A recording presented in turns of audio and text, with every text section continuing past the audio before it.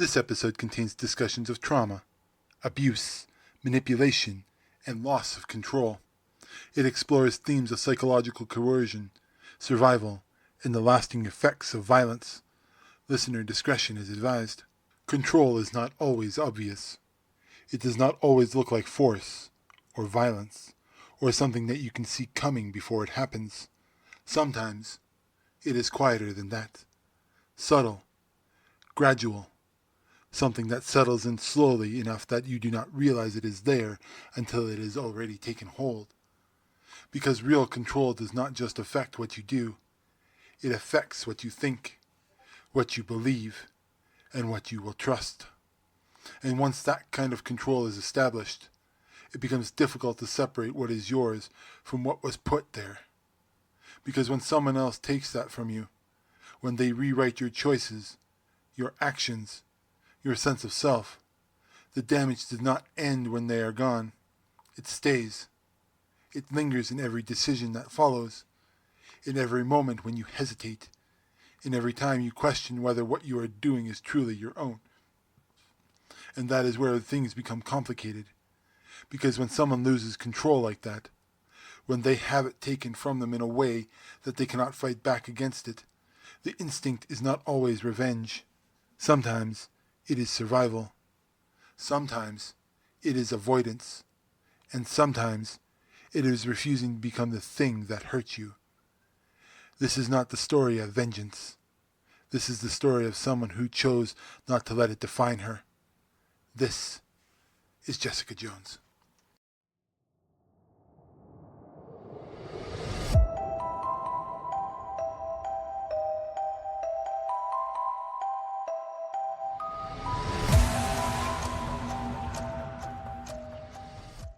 This is Revenge and Madness, where we unravel the thin line between justice and insanity. Not every story follows the same path. Some begin with loss and end in vengeance. Some begin with pain and turn it into something that reshapes the world around them. And some resist. Because trauma does not always create monsters. Sometimes it creates survivors. But survival is not clean. It is not simple. It does not follow a clear line from beginning to end. It is messy. It lingers. It changes how a person sees themselves, how they move through the world, how they decide who they are allowed to become. And when that trauma comes from something that takes away control entirely, something that removes the ability to choose, to act, to exist on your own terms, the question is no longer just what happened. It becomes what do you do with what's left. Today, we are stepping into the story of someone who lost that control, who lived through something that could have reshaped her completely, and who made a choice that stands at the contrast to everything we have seen so far. This is the story of Jessica Jones. But before the trauma, before the control, before everything that would come to define her story, there was something else. A life that existed before the damage. A version of herself that had not yet been broken. And like every story we've explored, understanding what she becomes starts with understanding who she was before everything changed. Before Jessica Jones became someone defined by what happened to her. She was something far less complicated. She was a teenager, still figuring out where she fit, still navigating a world that had not yet asked too much of her. Her life was not defined by trauma, or survival, or control. It was ordinary in the way most lives are, before something changes them. And then, it did. The accident is where people usually start when they talk about her story. The moment everything shifted. A car crash that took her entire family and left her as the only one who survived. A moment that introduced loss in its most immediate and irreversible form. But survival did not come without consequences, because whatever happened in that moment did more than keep her alive. It changed her. Strength beyond what she should have had. Durability that did not make sense. Abilities that set her apart from everyone around her in a way she never asked for and never fully understood. And for most stories, that would be the turning point. The moment where power becomes potential, where loss becomes motivation, where someone steps into something greater than they were before. But that is not what happens here. Because power does not always create control. Sometimes it does the opposite. Because Jessica does not step into her abilities with purpose or clarity. She does not immediately understand what they mean or how to use them. If anything, they create distance. They separate her from the world she used to belong to, making it harder for her to relate, harder to connect, harder to feel grounded in anything that resembles normal. And that isolation matters. Because loss on its own is its own thing. But loss combined with something that makes you feel different, something that sets you apart in a way you cannot explain, something that you cannot fully control, creates a vulnerability that is easy to overlook. And that vulnerability becomes the space where something else enters. Because the accident may have been the moment that changed her life, but it was not that moment that defined it. That comes later.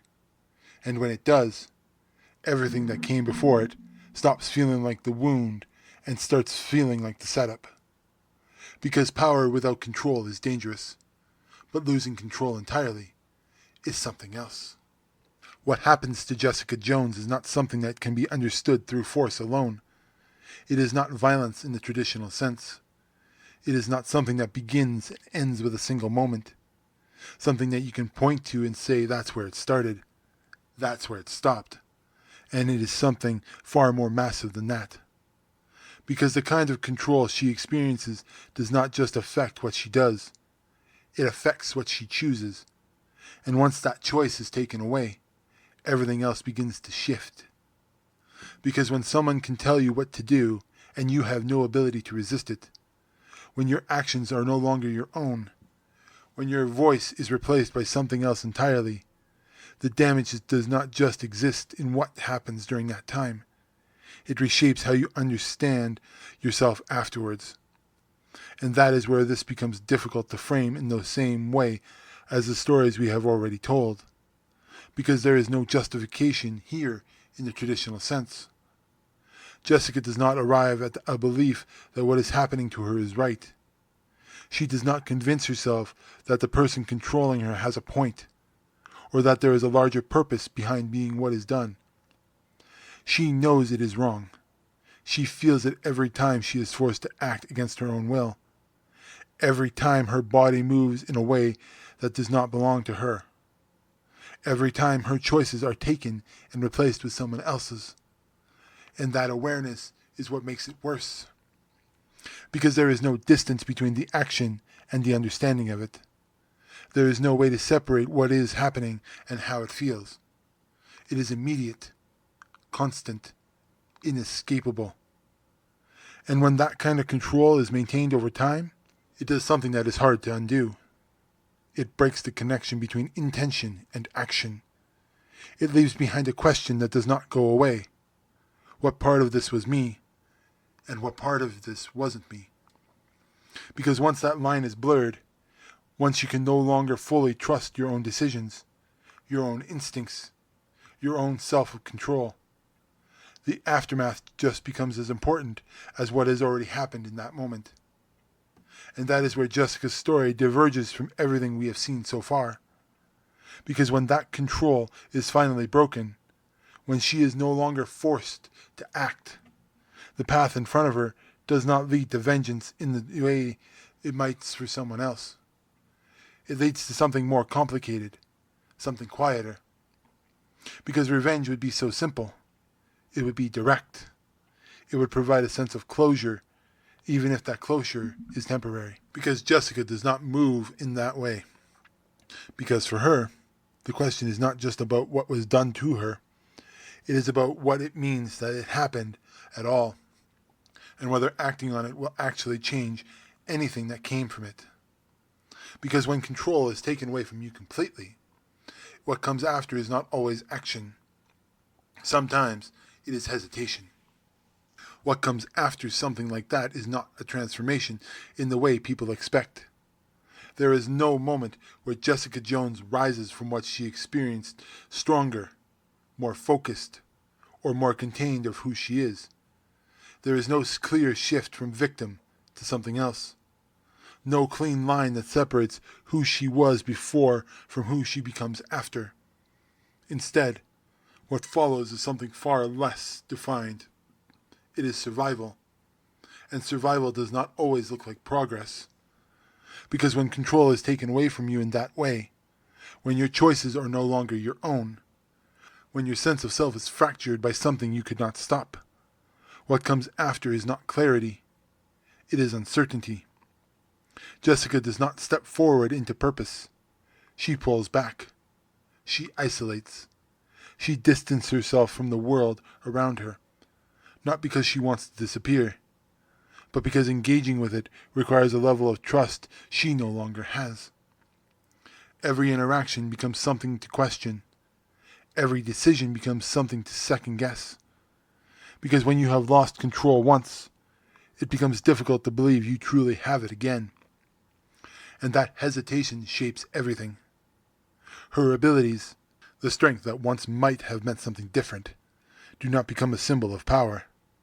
They become something else she carries without fully embracing. Something that exists but does not define her in the way it might for someone else. Because power does not undo what happened. It does not restore control. It does not erase the memory of what it felt like to lose it. So instead of stepping into it, she avoids it. She keeps people at a distance. She builds a life that is functional but not stable. A version of her existence that allows her to move forward without ever fully confronting what she had been through. And that avoidance becomes its own pattern. Because it is easier not to engage, easier not to feel, easier not to lose risk and control again. But avoidance does not resolve anything. It delays it. Because what happens to her does not stay in the past. It follows her in the way she sees the world, in the way she sees herself, in the way she questions whether any part of her life truly belongs to her. And that is where the descent becomes different from the ones we have seen before. Because this is not a fall into something darker. It is a struggle to hold on to something that is already slipping away. A constant effort to function in a world that no longer feels entirely real. And within that struggle, there is no clear direction, no defined path forward. Only the ongoing effort to exist in a world without being pulled back into something she cannot control. But something like that does not stay internal. Because even when someone tries to keep their distance, what they carry has a way of reaching beyond them. What Jessica carries does not remain internal. It cannot. Because something like that does not end when the control stops. It does not stay confined to a single moment or to a single person. It moves outward, shaping the world around her in ways that are not always immediate, but are always present. Because the damage is not just what happened, it is what continues. Even after she is no longer under his control, the influence remains. The fear, the hesitation, the awareness that was once taken from her cannot simply be returned. And more importantly, the knowledge that she is not the only one, because she never was. What happened to Jessica did not happen in isolation. It is part of something larger, something that extends beyond her own experiences into the lives of others who are affected in ways that may never be fully understood. And that changes everything. Because now the question is no longer about her recovery. It is about her responsibility. Not in the sense of guilt, but in the sense of awareness. Because once you know something like this exists, once you understand what it does, it becomes difficult to walk away from it entirely. But engaging with it does not mean confronting it. And confronting it means asking everything that comes with it. Because Kilgrave's presence does not fade clearly. He does not become a memory that loses its edge over time. He remains something immediate, something that lingers just beneath the surface, something that continues to shape the decisions she makes and the way she moves through the world. And that presence affects more than just her. It reaches into the lives of the others. It creates fear, distrust, and uncertainty. It forces people to question what is real, what is chosen, and what belongs to them and what does not. Because when control can be taken that easily, when it can be removed without warning, it changes how everyone around it operates. And within that space, Jessica becomes something that she never meant to be. Not a symbol of vengeance, not a figure of justice in the traditional sense, but something else.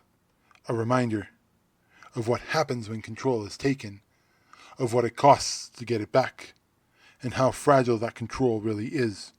And that position is not one she chooses. It is one she is forced into. Because survival, when it is visible, when it exists in the open, becomes something others look to, something others measure themselves against, something that carries weight whether the person wants it to or not. And that is the fallout, not just what happened to her, but what her survival represents. And that is where the question changes, because this is not about what she lost.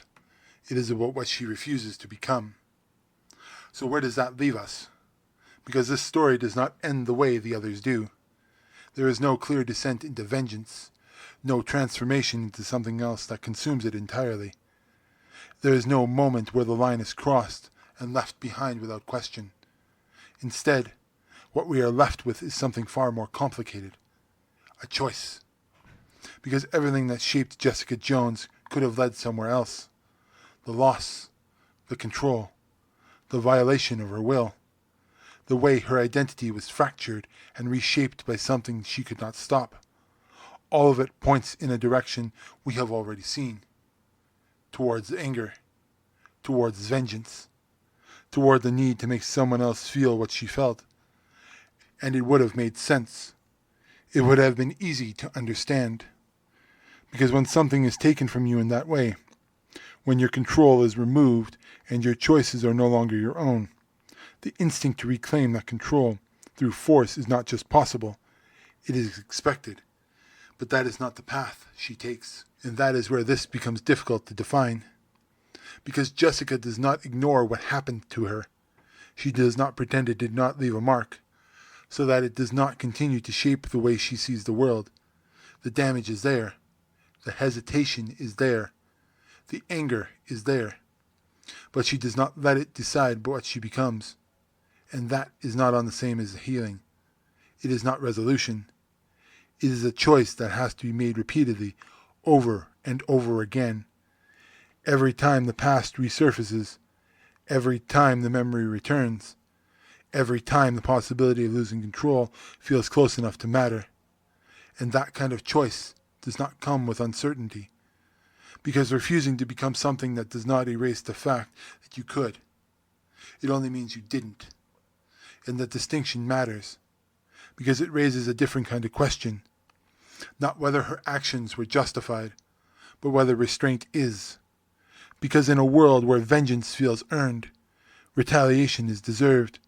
Choosing not to act on it can feel incomplete. It can feel unresolved. It can feel like something is missing. But what if that is the point? What if the absence of action is the only thing that keeps the line intact? Because if crossing it was this easy to understand, then holding it might be the harder choice.